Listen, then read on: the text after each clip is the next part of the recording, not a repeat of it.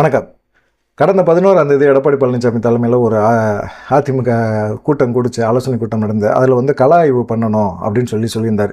தமிழ்நாடு முழுவதும் வந்து கள ஆய்வு பண்ணுங்க, நிர்வாகிகள் என்ன சொல்கிறாங்க, தொண்டர்கள் என்ன சொல்கிறாங்க அப்படின்னு சொல்லி நீங்கள் கண்டுபிடிங்க, அதை வந்து விசாரிங்க, அவங்களுடைய விருப்பங்களை நம்ம நிறைவேற்றி வைக்கணும், தொண்டர்கள் என்ன நினைக்கிறாங்க, மாவட்ட செயலாளர் அதிருப்தி இருக்கா அப்படிங்கிறத விசாரிங்க அப்படிங்கிறதுக்காக தான் இந்த கள ஆய்வு கூட்டம், இந்த கள ஆய்வு குழு ஒன்று ஆரம்பித்தாங்க.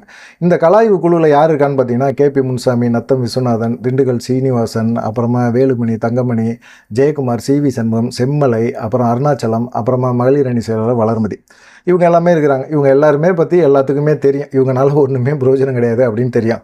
அது இல்லாமல் ஒவ்வொரு மாவட்டத்திலையும் இவங்க கள ஆய்வுக்கு போகிறாங்க அப்படின்னா, கள ஆய்வு வந்து யார்கிட்ட பண்ணணும், தொண்டர்கள்கிட்ட தான் பண்ணணும். கள ஆய்வு உண்மையான ஒரு காரணம் என்ன அப்படின்னா, தொண்டர்கள் தான் சொல்லுவாங்க. அதிமுக வந்து செயல்பாடுகள் இங்கே கம்மியாக இருக்குது, இங்கே நிர்வாகம் வந்து சரியில்லை, அதிமுக பலமாக இருக்கா பலகீனமாக இருக்கா அப்படிங்கிறது தொண்டர்களுக்கு தான் தெரியும். கிளைச்செயலாளர்லேருந்து ஒன்றிய செயலாளர்லேருந்து இப்படி எல்லாத்துக்குமே அப்படி தான் தெரியும். அவங்கள்ட்ட தான் இவங்க விசாரிக்கணும். ஆனால் இவங்க விசாரிக்கிறது எல்லாமே என்னென்னா, மாவட்ட செயலாளரை பற்றி குறைகளை கேட்கணும் அப்படின்னம்னா யார்கிட்ட கேட்பாங்க? மாவட்ட செயலாளர் அந்தந்த பகுதியில் யார் யாரெல்லாம் நிர்வாகியாக போட்டு வச்சுருக்காரோ அவர்கிட்ட போய் மாவட்ட செயலாளரை பற்றி நீங்கள் என்ன நினைக்கிறீங்க, அவர் ஏதாவது தொடர்பு வச்சுருக்காரா, திமுகவோட தொடர்பு வச்சுருக்காரா, இல்லை வேறு கட்சியோட தொடர்பில் இருக்கிறாரா, அவங்க மூலமாக ஏதாவது பண்ணிகிட்டு இருக்காரா, கட்சிக்கு விரோத செயல்களை செஞ்சிட்ருக்காரா அப்படின்னு கேட்டால், அந்தந்த பகுதியில் இருக்கிற மாவட்ட செயலர்கள் அவங்க தான் நிர்வாகிகளை நியமனம் பண்ணியிருக்கிறாங்க. பல எதிர்ப்புகளை தாண்டி பதவியை வாங்கிட்டு உட்காந்துருக்கவங்கள்ட்ட போய் அந்த மாவட்ட செயலர்களை பற்றி குறை கேட்டால் மாவட்ட செயலர்கள் என்ன சொல்லுவாங்க? கண்டிப்பாக மாவட்ட செயலர் நல்லவருங்க, வல்லவருங்க, அவர்னால கட்சி பயங்கரமாக வளர்ந்துருக்குங்க அப்படிங்கிற மாதிரி தான் சொல்லுவாங்க. உதாரணத்துக்கு பார்த்திங்கன்னா, திண்டுக்கல் மேற்கு மாவட்ட செயலாளர் இருக்கிறவர் திண்டுக்கல் சீனிவாசன். அந்த பகுதிக்கு திண்டுக்கல் சீனிவாசனும் தங்கமணியும் போய் கள ஆய்வு பண்ணுறாங்க அப்படின்னா, மாவட்ட செயலாளர் திண்டுக்கல் சீனிவாசன் அவருக்கு எதிராக வந்து அங்கே இருக்கிற நிர்வாகிகள் பேசுவாங்களா? இப்படி நான் கள ஆய்வுக்கு வரேன்ப்பா, நிர்வாகிகள் யார் யாருப்பா, என் மேலே அதிருப்தியாக இருக்கிறவங்கெல்லாம் விட்டுருங்க, என் மேலே கொஞ்சம் திருப்தியாக இருக்கிறவங்க, என்னை பற்றி ஆஹா ஓஹோன்னு புகழ்ந்து பேசக்கூடிய நபர்களை கொண்டு வந்து உட்கார வைப்பார்ல அந்த கள ஆய்வு கூட்டத்தில், அவங்க தான் பேசுவாங்க. அவங்கள்ட்ட வந்து தங்கமணியோ திண்டுக்கல் சீனிவாசனோ, தங்கமணி கேட்குறாரு அப்படின்னா, என்னப்பா உங்கள் மாவட்ட செயலர் எப்படிப்பா செயல்படுறாரு அப்படின்னா, மாவட்ட செயலர் சரியில்லைங்க அப்படின்னு சொல்லுவாங்களா? தீபாவளிக்கு போனஸ் சரியில்லைங்க அப்படின்னு சொல்லுவாங்களா? அதெல்லாம் சொல்ல மாட்டாங்க. ஆனால் எப்படி சொல்லுவாங்க? திண்டுக்கல் சீனிவாசன்னா கட்சியை வலுவாக கொண்டு போயிட்டுருக்காரு அப்படின்னு சொல்லுவாங்க.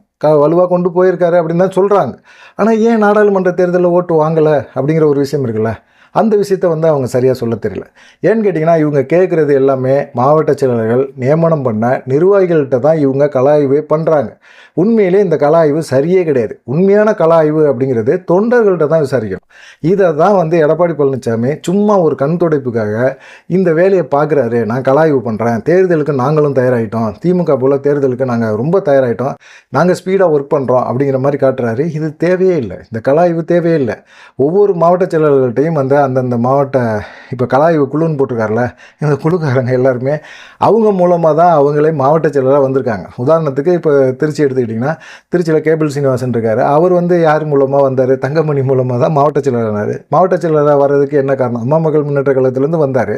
அவருக்கு வந்து உடனே மாவட்ட செயலர் பதவி கொடுக்குறாங்க அப்படின்னா, ஆண்டாண்டு காலமாக பல ஆண்டுகளாக வந்து அதிமுக உழைச்சி பண்ணிக்கிட்டு இருந்தவங்களுக்கு ஏன் மாவட்ட செயலர் பதவி கொடுக்கல அப்படிங்கிற கேள்வி, அதிருப்தி எல்லாமே இருக்குது.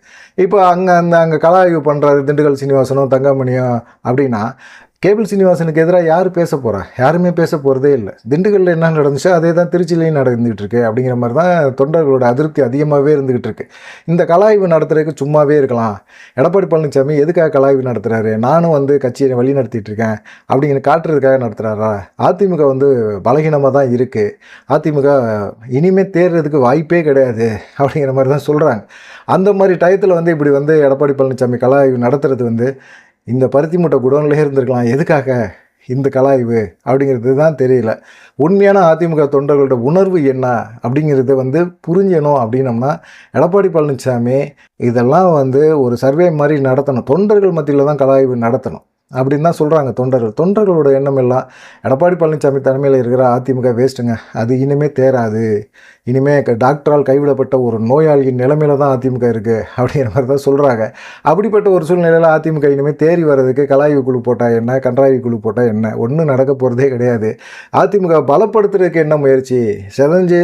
செதறி போய் கிடக்கிற எல்லாத்தையுமே ஒருங்கிணைக்கத்தான் ஒரு அதிமுக உருவாக்கணும். அப்படி உருவாக்கலை அப்படின்னம்னா வென்னும் வேலைக்காக போகிறதே கிடையாது அப்படிங்கிற மாதிரி அதிமுக தொண்டர்கள் புலம்பிகிட்டு இருக்காங்க. கலாய்வுக்குழு வேஸ்ட், சுத்த வேஸ்ட் அப்படின்னு தான் அதிமுக தொண்டர்கள் புலம்புறாங்க. பார்க்கலாமே என்ன நடக்கும் அப்படின்னு சொல்லி. நீங்கள் என்ன நினைக்கிறீங்க? கலாய்வுக்குழு தேவையா தேவையில்லையா? எடப்பாடி தலைமையில் இருக்க அதிமுக பலமா பலகீனமா? நம்மளே சர்வே எடுத்துருவோம். நீங்கள் என்ன நினைக்கிறீங்க? இதை கமெண்ட் பண்ணுங்கள். நன்றி, வணக்கம்.